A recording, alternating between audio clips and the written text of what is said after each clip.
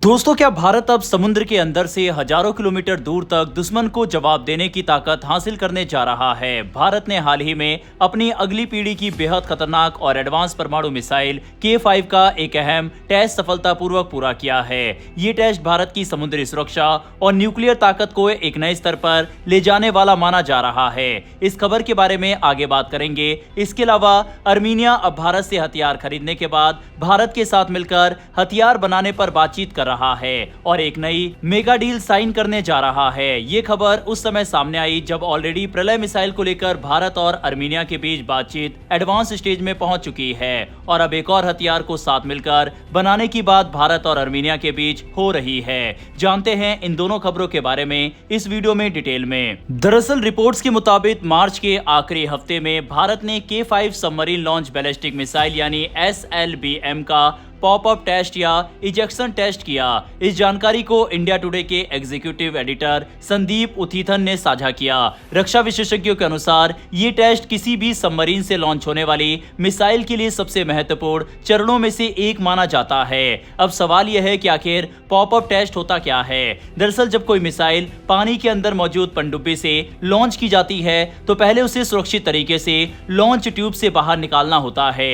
इस टेस्ट में असली मिसाइल की जगह एक डमी मिसाइल का इस्तेमाल किया जाता है ताकि ये जांचा जा सके कि मिसाइल पानी के अंदर से सही तरीके से बाहर निकल रही है या फिर नहीं। अगर ये प्रक्रिया सफल रहती है तभी आगे जाकर मिसाइल की रॉकेट इंजन और बाकी सिस्टम की टेस्टिंग की जाती है। रिपोर्ट्स के अनुसार इस टेस्ट में K5 मिसाइल के नए लॉन्च कैनिस्टर और गैस इजेक्शन सिस्टम को सफलतापूर्वक वैलिडेट किया गया है। माना जा रहा है कि K5 भारत की अब तक की सबसे बड़ी और सबसे भारी सबमरीन लॉन्च मिसाइल होगी जिसे DRDO विकसित कर रहा है। K5 को अक्सर भारत की मशहूर अग्नि 5 मिसाइल का समुद्री संस्करण कहा जाता है। इसकी अनुमानित रेंज करीब 5000 से 6000 किलोमीटर बताई जा रही है, यानी भारत हिंद महासागर में सुरक्षित दूरी पर रहते हुए भी दूर बैठे दुश्मनों तक जवाब पहुंचाने की क्षमता हासिल कर सकता है। खास बात यह है कि इस मिसाइल में MIRV तकनीक भी हो सकती है। इसका मतलब है कि एक ही मिसाइल कई अलग अलग टारगेट्स पर हमला कर सकती है। ये मिसाइल खास तौर पर भारत की आने वाली S5 क्लास न्यूक्लियर पनडुब्बियों के लिए तैयार की जा रही है। ये नई पनडुब्बियां मौजूदा अरिहंत क्लास से कहीं ज्यादा बड़ी और ताकतवर होंगी। रिपोर्ट्स के मुताबिक इनका वजन 13,500 टन से ज्यादा हो सकता है और इनमें लंबी दूरी की भारी मिसाइलें तैनात की जाएंगी। रक्षा विशेषज्ञों का मानना है कि K5 का सफल पॉपअप टेस्ट इस पूरे प्रोजेक्ट के लिए एक बड़ा इंजीनियरिंग माइलस्टोन है। अब आगे आने वाले महीनों में इसकी असली फ्लाइट टेस्टिंग शुरू हो सकती है, जिसमें मिसाइल के इंजन, गाइडेंस सिस्टम और लंबी दूरी तक मार करने की क्षमता को परखा जाएगा। कुल मिलाकर देखा जाए तो भारत लगातार अपनी समुद्री परमाणु ताकत को मजबूत करने की दिशा में आगे बढ़ रहा है। K5 जैसी लंबी दूरी की मिसाइल भारत की न्यूक्लियर ट्रायड को और मजबूत बनाएंगी और हिंद महासागर क्षेत्र में भारत की रणनीतिक स्थिति को नई ताकत देंगी। अब बात करते हैं अर्मीनिया की।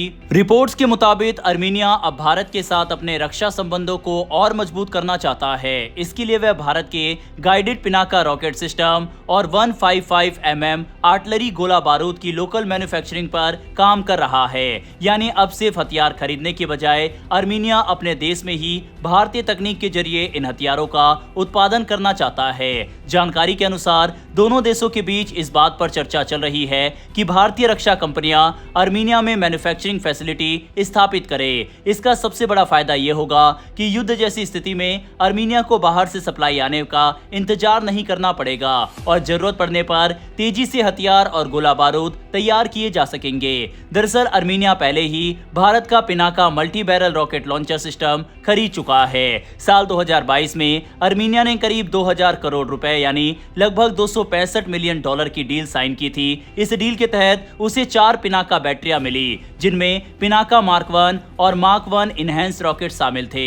रिपोर्ट्स के मुताबिक 2024 के आखिर तक इन लॉन्चर्स की डिलीवरी पूरी हो चुकी थी। अब 2026 की शुरुआत में अर्मीनिया ने गाइडेड पिनाका रॉकेट को भी अपनी सेना में शामिल करना शुरू कर दिया है। यही वह अपग्रेड है जिसने इस सिस्टम को और ज्यादा खतरनाक और आधुनिक बना दिया है। पहले पिनाका सिस्टम का इस्तेमाल मुख्य रूप से बड़े इलाके में हमला करने के लिए किया जाता था, लेकिन गाइडेड पिनाका आने के बाद अब ये एक प्रिसीजन स्ट्राइक सिस्टम बनता जा रहा है। इसकी मारक क्षमता करीब 75 किलोमीटर तक बताई जा रही रही है और इसमें एडवांस नेविगेशन और कंट्रोल सिस्टम लगाए गए हैं, जिससे ये दुश्मन के अहम ठिकानों को ज्यादा सटीकता से निशाना बना सकता है।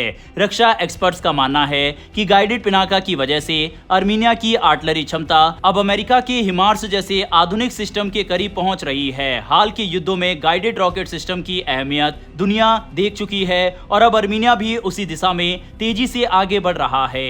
आर्मीनिया के लिए लोकल प्रोडक्शन सिर्फ तकनीकी फायदा नहीं बल्कि रणनीतिक जरूरत भी है।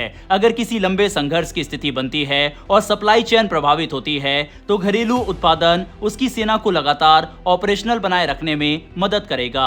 इसके अलावा अपने हिसाब से हथियारों में बदलाव और तेजी से उत्पादन बढ़ाने की सुविधा भी मिल सकेगी। बहरहाल दोस्तों, इन दोनों खबरों पर अपनी राय कमेंट बॉक्स में लिखकर बताइएगा। डिफेंस से जुड़ी डेली ऐसी वीडियो के लिए नीचे दिए गए सब्सक्राइब बटन को प्रेस कर बेल आइकन को जरूर दबा लें। फिर मिलेंगे ऐसी एक नई वीडियो के साथ। धन्यवाद। जय हिंद, जय भारत।